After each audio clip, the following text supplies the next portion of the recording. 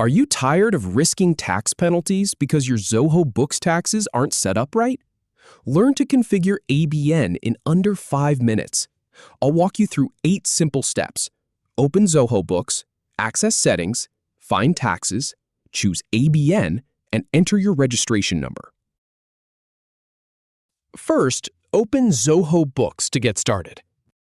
Then click on the Settings icon in the top right corner. Now, from the Settings menu, select Taxes. Inside Taxes, click on Tax Settings to access the configuration page.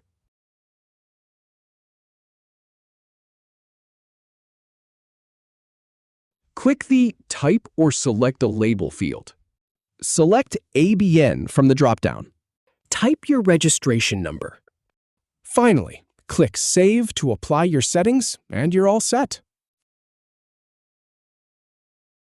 If you have any feedback, or if any info is inaccurate, please leave a comment below.